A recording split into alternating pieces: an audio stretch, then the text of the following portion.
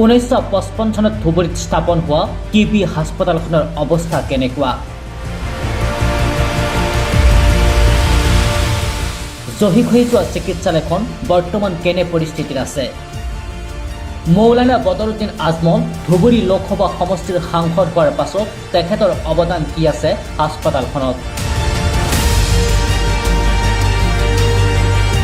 আজি আমি আপোনাক দেখুৱাম নামনি অসমত থকা একমাত্ৰ যক্ষ্মা হাস্পতালৰ বিষয়ে নজনা বহু কথা।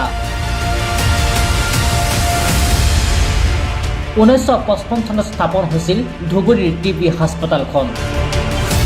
যদিও বৃহত্তৰ ধুবুৰী ৰাইজৰ সময় সাপেক্ষে অভাৱ অভিযোগ যোৱা নাছিল।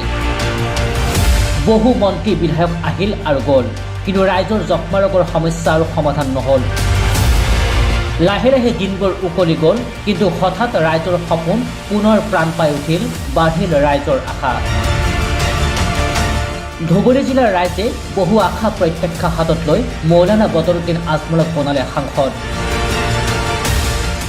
অৱশেষত ৰাইজৰ সপোন বাস্তৱত পৰিণত হ'ল আৰু সম্পূৰ্ণৰূপে পূৰ্ণ হ'ল টিবি হাস্পতালখন। তেখেতে নিজ সাংসদ পুঁজিৰ পৰা 1 কোটি টকাৰ ব্যয় সাপেক্ষে নতুন বিল্ডিং নিৰ্মাণেৰে অত্যাধুনিক চিকিৎসালয়খন পৰিৱৰ্তন কৰিলে সাংসদ আজমলে। আজমলৰ প্ৰচেষ্টাত এতিয়াৰে পৰা ধুবুৰীৰ ৰাইজ চিকিৎসাৰ বাবে যাব নালাগিব দূৰ দূৰণিত। উল্লেখযোগ্য যে এইখন টিবি হাস্পতালখনৰ বাবে সাংসদ মৌলানা বদৰুদ্দিন আজমলে সংসদৰ মজিয়াত কেইবাবাৰো বিষয়টো উত্থাপন কৰিছিল, লগতে বিভাগীয় কৰ্তৃপক্ষৰ ওচৰত বাৰম্বাৰ দাবী জনাইছিল টিবি হাস্পতালৰ কাৰণে।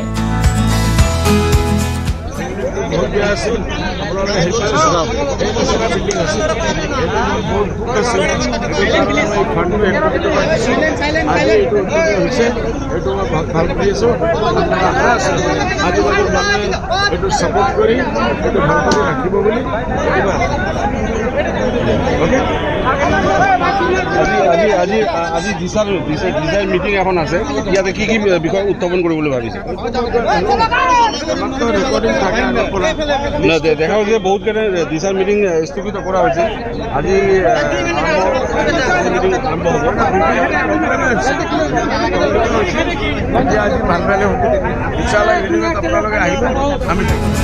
অৱশেষত ধুবুৰীবাসী ৰাইজৰ সপোন বাস্তৱত পৰিণত হ'ল সাংসদ আজমলৰ অশেষ প্ৰচেষ্টাত।